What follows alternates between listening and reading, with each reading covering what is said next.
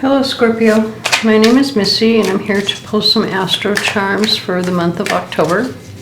I'm actually going to focus a little different for this particular reading because this month in October we have a lot of astrological activity happening. We have Mercury stationing direct tomorrow, October the 2nd. And then we have Pluto stationing direct on the 8th, Saturn on the 23rd, and a lunar eclipse on the 25th. So that's a lot of energy. And it's important energy because this was the last retrograde that Pluto was going to have in Capricorn before he transitions into Aquarius. And so anytime a planet switches signs, you know, that's kind of important. That means that the area of your life that was affected by that planet before is changing, especially with Pluto, because Pluto is the planet of change. He transforms things. He brings endings and new beginnings, right? This is the Phoenix rising from the ashes. I feel like this card is for you. Oh, every single sign. I did not intend to have any kind of mediumship readings, but I did feel very drawn to this deck, so I guess I should have known. So I have certain cards in this deck. I've explained this to everybody so far. Interesting. Oh my goodness. Okay, you've got two people coming through. Hold on.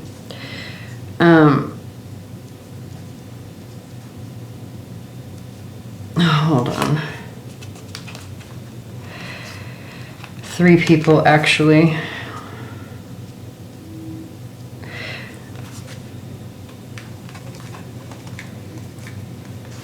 Okay.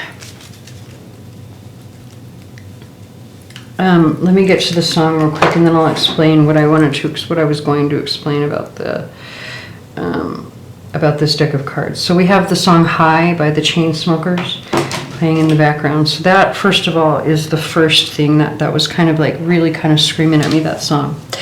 So we have three people coming through here.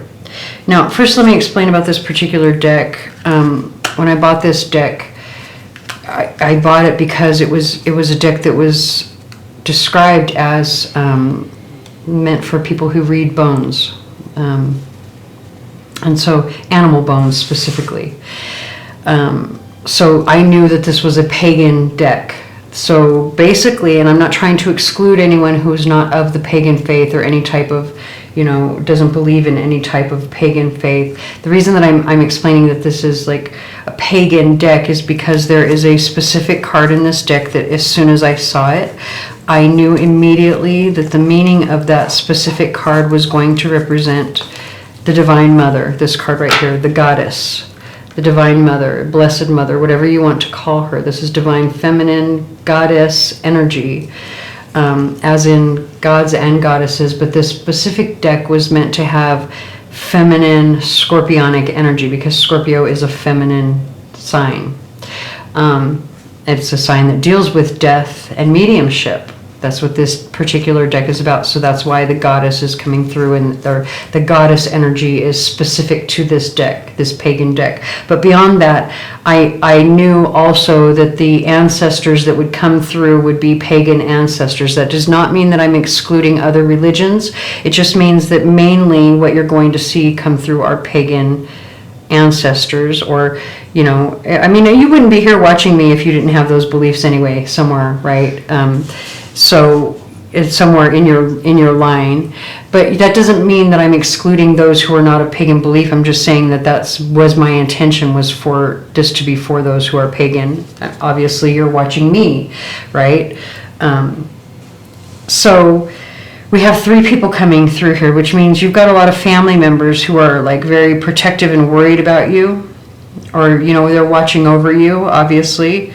Probably a unique, again, you know, with this coming through, this is a very, there's something very unique about your family in some way. Probably that your family is very much pagan in some way. Like there was no, more than likely there was no Christian or other influence, you know, because that's one of the things, like a lot of people who are pagan now, they might have been raised Christian because pagan beliefs were frowned upon for so long, a lot of people had to live underground. They were not allowed to express their pagan beliefs, right? So that's one of the other reasons that I wanted to be very specific about this deck being a pagan deck, or me be expressing it as being pagan, specifically of the earth, or of the, you know, the different indigenous, like, of the earth cultures, right? And so I feel like this is saying that within your own particular family, there's something unique about your culture. And you have 3 people coming through, 2 men and 1 woman.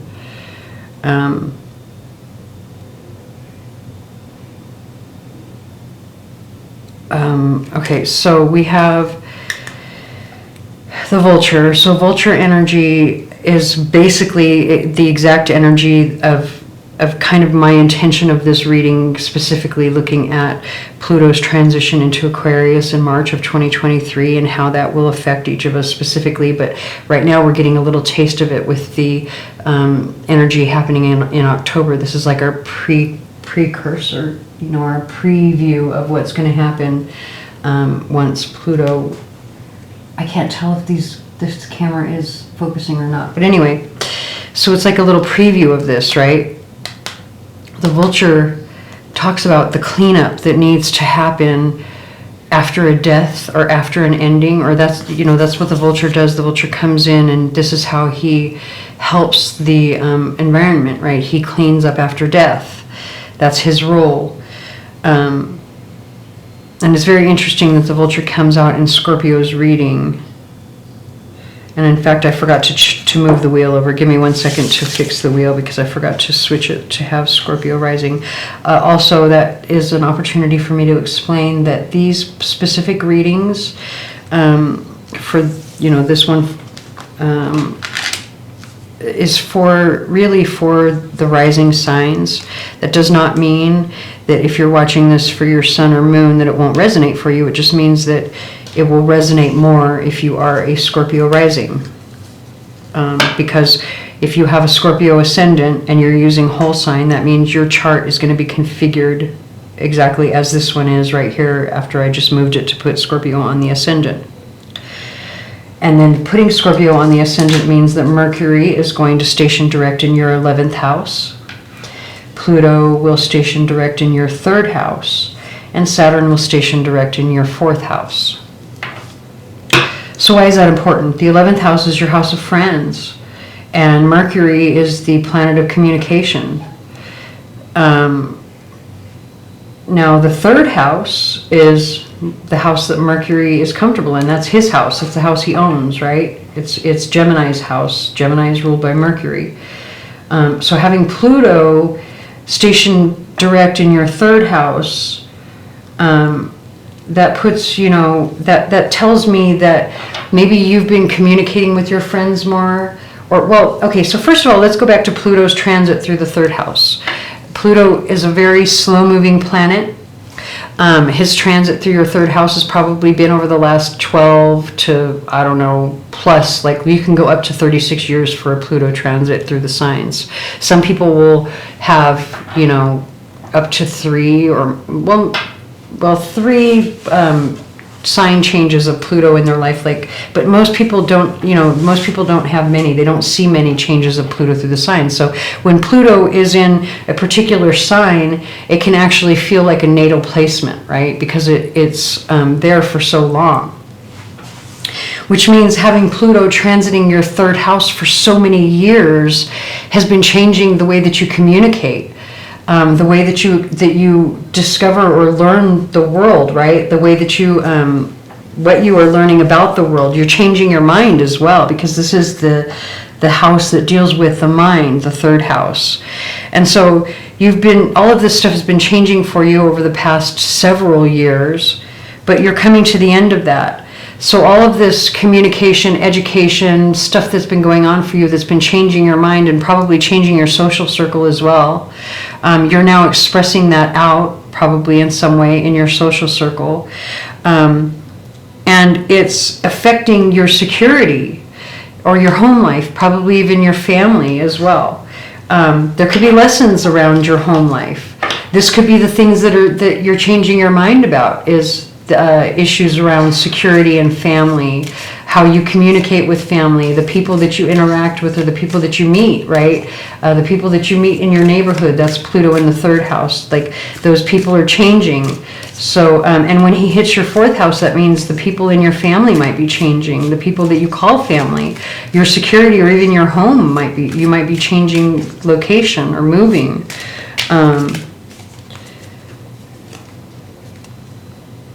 You could be getting out in the world more. Like, maybe you weren't very social before, and now all of a sudden you're going to be more social, right?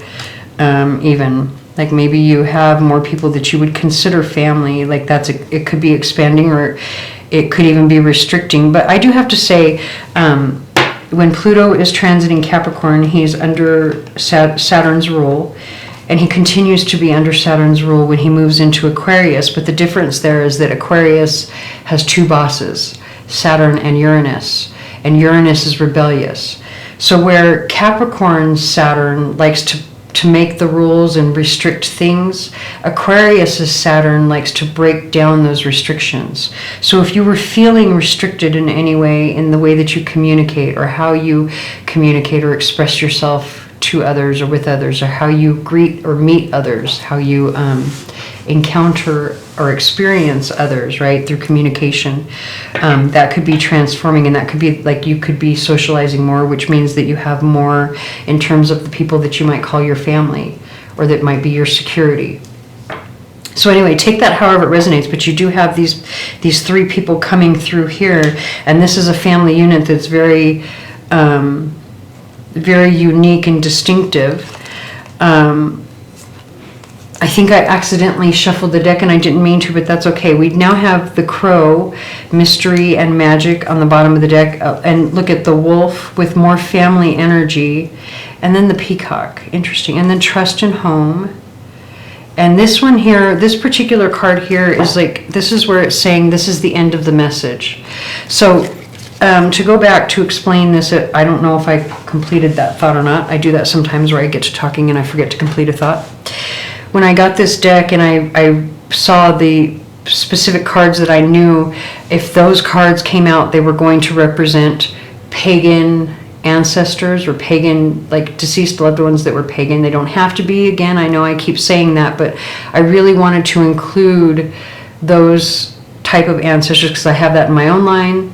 And, I know others do as well. That I'm not trying to exclude other, belief systems. I'm just trying to really include these, or, include these specifically. So having these come through, I knew that this specific card was going to say, like, if you have a deceased loved one come through, when this one comes out, this is the one to signal the end of their message. So what their message is, they want you to trust this. They want you to, like, open your heart.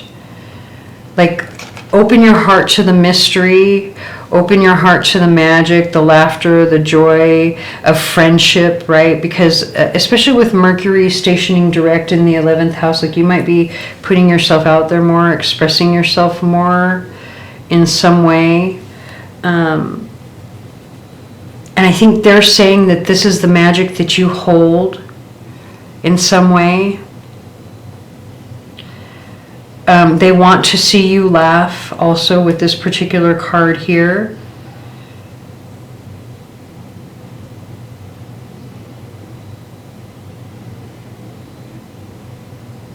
And I do really feel it because of the transit into the 4th house with Aquarius. There's something about the people that you call family is changing. Like, they may not be necessarily blood related, but it feels like everything about the people that you call family is changing. Maybe it's because they've passed on. Maybe we have to be honest about Scorpio energy. Scorpio energy is not easy energy. Those who have it heavy in their chart, they know that this is an energy that can deal with a lot of loss and endings. And so it could very well be that this is the reason that those that you see as family is changing, and it could be because your actual family has passed on for the most part, or they have, and so now you're gaining new family.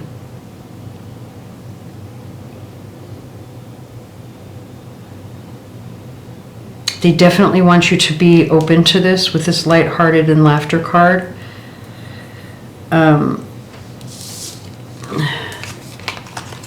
So the other thing about this lighthearted and laughter card with the peacock is the peacock carries a message to be uniquely you, which is another, the uniqueness here. They're saying don't be afraid to allow your true self to shine, especially because you're gaining this new family, or you're this new foundation of security. And then with the beaver, there's also the message here, a preparation.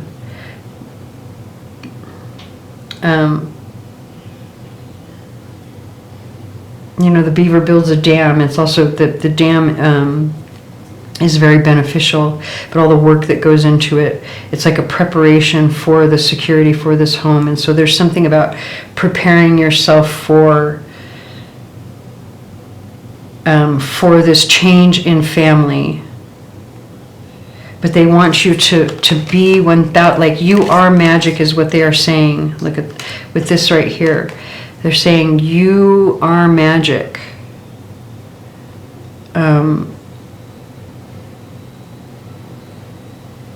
With the crow especially, there could be something about the crow or even the raven that might be something specific to your family.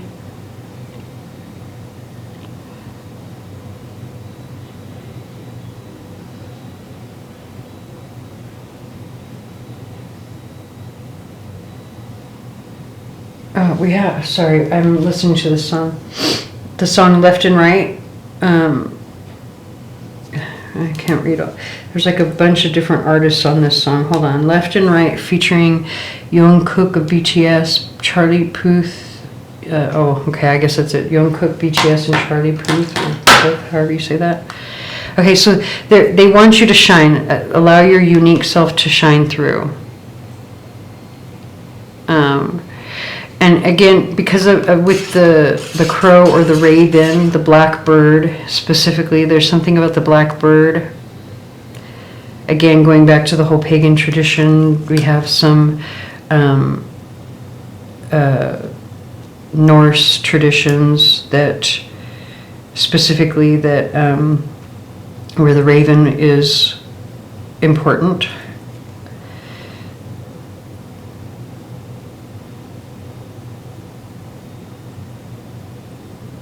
Okay, so I'm going to leave this part here, and actually, I really feel like I need to also leave this card here as your, little overall energy card, only because I think there is a completion for you here. There's a definite completion, or you need to complete some things. You need to put the finishing touches on some things, close out some cycles. Okay, so let's go ahead and get some charms.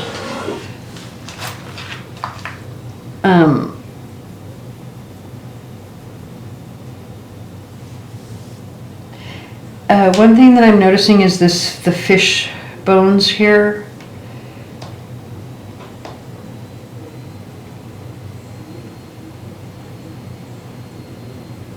I got it. I just have to look at the fish bones, and then we've got the alcohol. I think there's something about alcohol specifically for somebody. Only take it if it resonates. And then the fish bones, clean up your mess, clean up your mess. Like, fish bones can get very stinky. There's something about clean up your mess. I think that's also specifically a specific part of the message that's coming through from your ancestors. It's something about the alcohol and clean up your mess. So again, only, take that. That might be the thing that you need to complete. That you need to you need to put a period on the end of that particular sentence. We have the song "Shivers" by Ed Sheeran. All right, so let's go ahead and get some charms.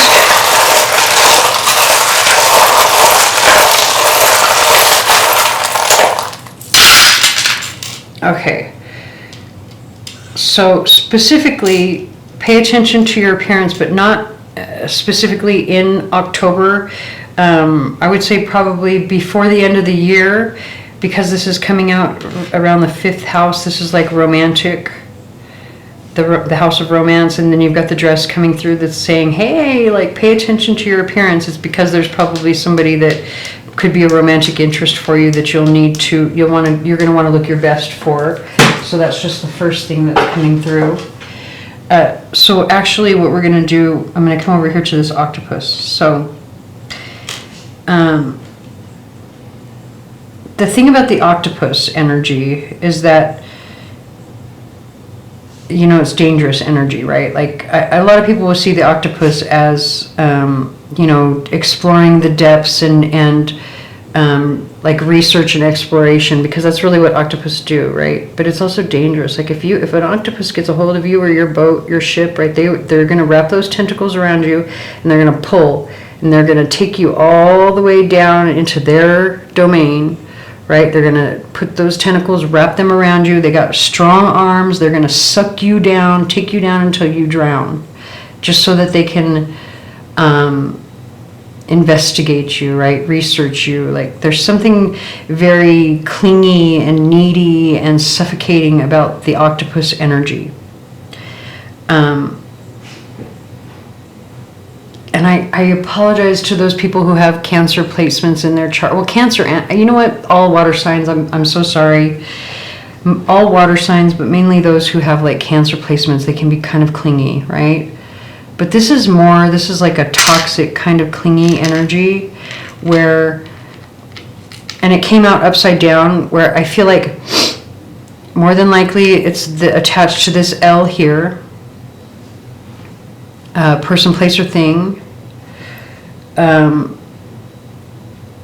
that maybe you don't see it now, but this person is like, they're suffocating, or they're dragging you down, they're clinging to you, they're holding on too tight, something about this where they're like, they've latched on, they won't let go, and they're going to drag you down with them. They're going to take you down into the deep so that they can, you know, investigate you, discover you, right? They want to, and that's Scorpionic energy. Let's be real. Scorpio wants to get down into the deep details. They want to know, they want to investigate.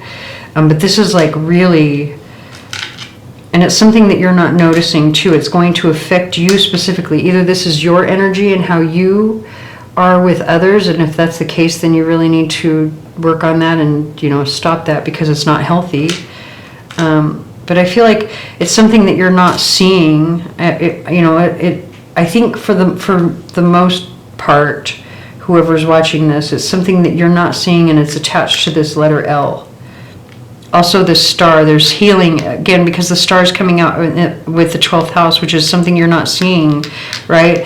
It's like something that looks really good right now. It's like a star. It's shiny, it's bright, it's shiny, it looks awesome. It looks like it's a wish or dream come true because of the 12th house. That's what comes from that house, is dreams, fantasies. It looks like it could be your dream. It sounds like it could be your dream. It probably even says it's your dream. They, she, whatever, says it's your dream, but then you find out that it's actually suffocating. It's going to drag you down into the depths where you can't get back out. You can't breathe, basically. I don't know why I keep going like over the suffocating, like really suffocating. Like either you are suffocating them, or they are going to suffocate you, or something. Here in the center, we have the song Supermodel, by the way. If this is a person, whoever this person is, they probably look really good. Also, it's 4:32 as I look at this song too. 4:32 exactly. And it's on October the 1st. So 4321, Supermodel is the song. Anyway, so whoever it is probably going to look really good. You're going to be like, ooh, baby. Right? Oh, you got Libra in the center. They might be a Libra, and that is the sign that's on the 12th house here. So it could be a Libra. We've got the number 6 domino. We've got the dolphin. We've got the best charm. Okay, and I will hold you in my heart until I hold you in heaven with the sun. So the dolphin is joy. Sorry, this is the number 5 domino. Number 4 and 1. So it's new beginning in your security, which we already knew. A new beginning in your family, 4th house. So this is your focus. It could be that you are dealing with a Libra, or your focus is on like relationships or some sort of legal issue. But I think it's relationships because of this. Like you're so focused on relationships. There's some sort of change, clarity, something coming in that's going to bring you joy. It could be this Libra. It could be that maybe, you know, something really good because it says best surpassing all others. I can't get away from this, going back to this 12th house where like it looks really good. Like maybe that's what that best charm is saying. Looks really good, like that song. It's just she's a 90s supermodel. She looks really good, and yet it's actually suffocating, clingy, or she or he or whatever, suffocating, clingy, like I can't breathe energy. Okay, we already talked about the 1st house. Over here to the 3rd house, every time I see this particular charm, I feel fatigue, like also dancing. I don't know why, dancing. But it is coming through the 3rd house, and so it has to do with like communication. Maybe you're tired of having to dance around a subject. Maybe that's what's coming. That's what's like you have to. However it resonates for you. You're tired of dancing around something, or maybe you're not able to say what you really want to say for whatever reason. Like you're hanging your head. You don't have the energy, you don't have something that you need to say what you need to say outright instead of dancing around the subject. Then we come over to the 5th house, which is where we have the dog, a piece of tourmalated quartz, and the surprise, what I call my ice cream surprise charm. And this is coming out, you know, the 5th house is the house of children, and this particular charm used to belong to my granddaughter, but she's too old to play with it now, so I put it in my charm bucket to represent like kids specifically. Kids or grandkids, surprises, good, you know, happy surprises, good things happening around children. If it's not like, so it could be like maybe, I don't know why, I feel like maybe a puppy because of the dog, right? Like, or maybe you and your friends are kind of like, you know, having a good time, kind of like playing and joking like kids, and it's a little bit of a surprise, like, or you feel like a kid again, something creative and fun, like you're having fun, you feel like a kid again, or you're getting a puppy, or maybe you're finding out that you're going to have a baby or something. But I don't know, something about having fun with your friends, I think probably is more so only because of this particular charm that came through and says, oh, hold on. Yep, it is, because look at this song, Meet Me at Our Spot, The Anxiety, Willow, and Tyler Cole. So, yeah, yeah, the vibe. Okay, so, yeah, you and your friends are out having fun, feeling like kids again. Make sure you look good. Make sure you look good. You're going to run into somebody that could be a potential. Make sure you look good. Okay. And then we're going to skip all the way over to the 9th house. Well, 9th and 10th. Interesting, you have the free to fly charm with the rune, the ice rune, the standstill. I actually, because this is 107, it's like, it could be 10-7 or 107. 1 is a new beginning. 0 is definitely like it's an infinity or the nothingness or the possibility. And then 7 is on it's like the path or being on the right path or the number of God, right? The path of God. Hold on, come on, focus. Oh my God. It's so frustrating. Just focus. Okay. So 107 or 10-7. So 10 is, it's like the wheel of fortune. The wheel is spinning in your favor. Fate has turned into your favor. It's like what was at a standstill, like suddenly now you're free. And it's interesting too that the 9th house is Sagittarius house, and Sagittarius is all about freedom, right? So the freedom to be yourself or to explore and move, right? The freedom to fly, also another Sagittarian thing, because travel is associated with Sagittarius, and it's usually long distance travel over water. So that would either be by boat or plane. So maybe you were like, you've wanted to do some traveling, or maybe study or exploration, or you wanted to do something to move, that you were stopped from doing something that you really felt was important, as like part of your higher calling in some way. Now suddenly you're free to do what you need to do. Also, when it comes to like work and friends, we have the wish charm, we have the broom, we have the army tank upside down, and we have the hourglass on its side. So there's, first of all, the war is over, right? The war is over. It's ended. Like time's up. There's no more arguing, no more need to argue, no more need to fight. You need to clear all this energy out, especially if it comes like with friends. There's no reason to fight anymore. But there's something about like a friend might help you get a job or something, or might help like a wish, something about work. A friend might be able to help you, but you might have to clear the air with them. You might need to speak to them in some way, and if you want to, like, you have to let them help you in some way. But there can't be any argument. There might have been some problem in the past. Hold on, we have the song Victoria's Secret by Jax. Okay, I'm going to go ahead and leave this here. I hope that resonates. If it does not, please stick around. There may be another reading for you here on the channel that does. Please like, share, comment, subscribe, tell your friends, whatever you can to help me get my channel out there as I'm new here. And I thank you for watching.